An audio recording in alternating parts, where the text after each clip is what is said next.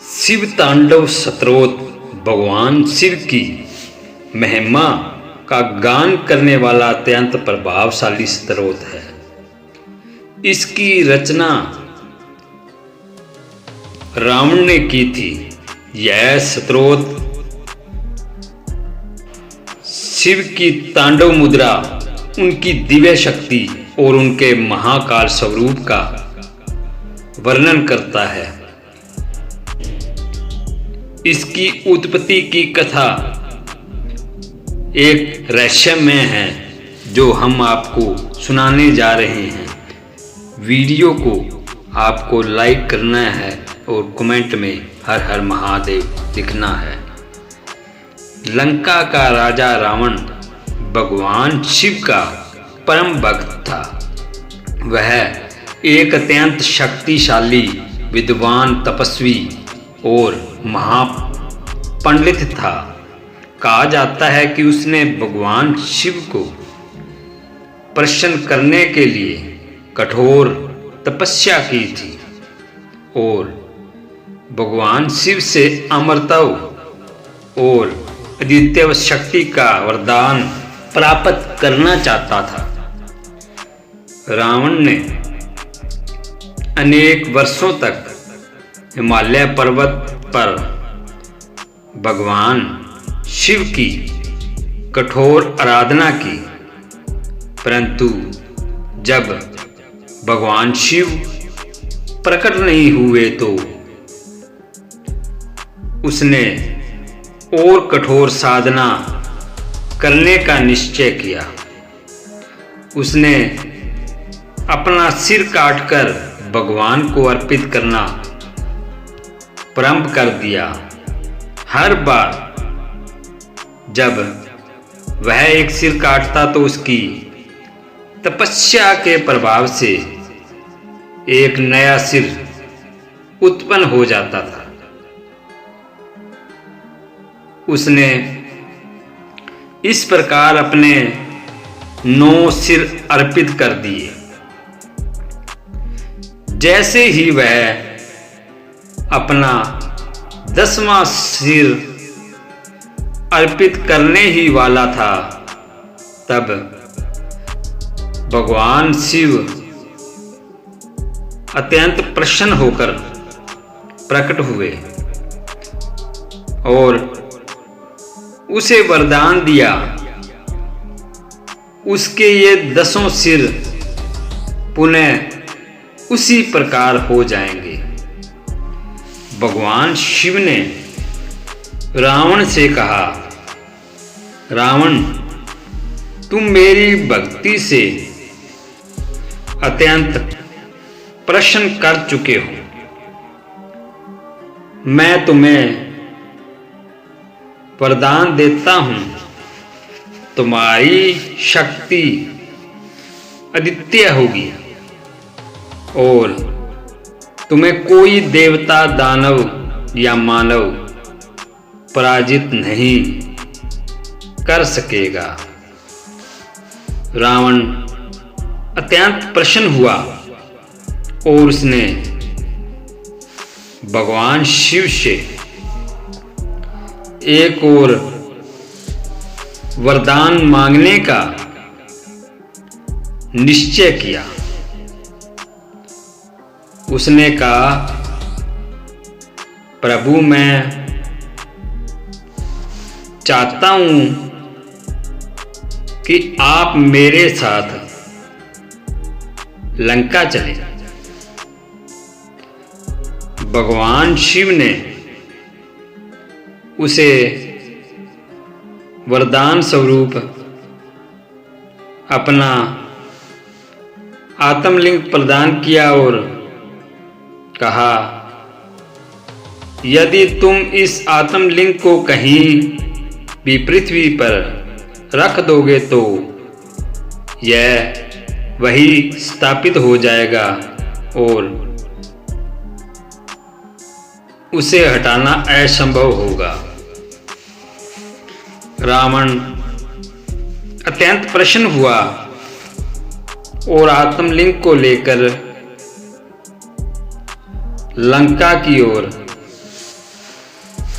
चल पड़ा। भगवान शिव ने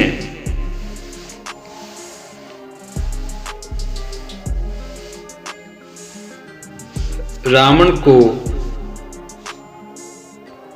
जाने को कहा। भगवान शिव से वरदान प्राप्त करने के बाद रावण का अहंकार और अधिक बढ़ गया।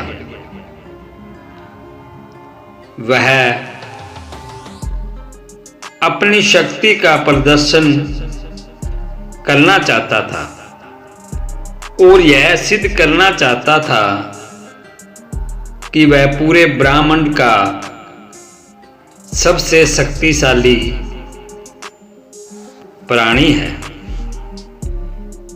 एक दिन जब रावण कैलाश पर्वत के समीप पहुंचा तो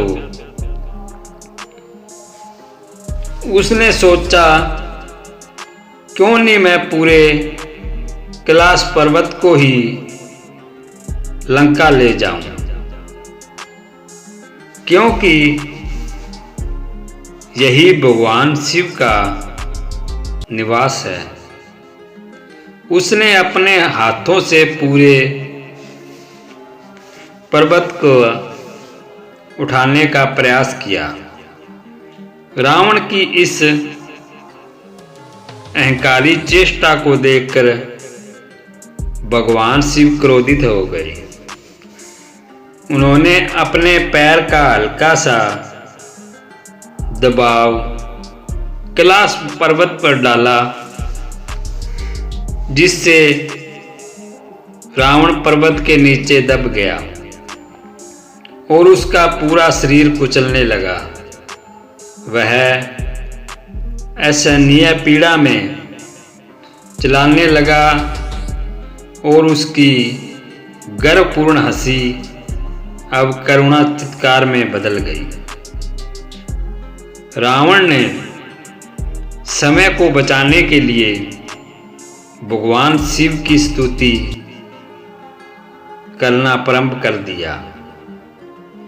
पीड़ा से व्याकुल होकर उसने अपने हृदय की समस्त भक्ति समर्पित करते हुए भगवान शिव का गुणगान किया। उसी समय उसने एक अद्भुत स्रोत की रचना की, जिसे आज शिव तांडव स्रोत के नाम से जाना जाता है। रावण ने भावनाओं और संगीत से परिपूर्ण तांडव नृत्य करते हुए यह स्रोत गाना शुरू किया। उसने अपने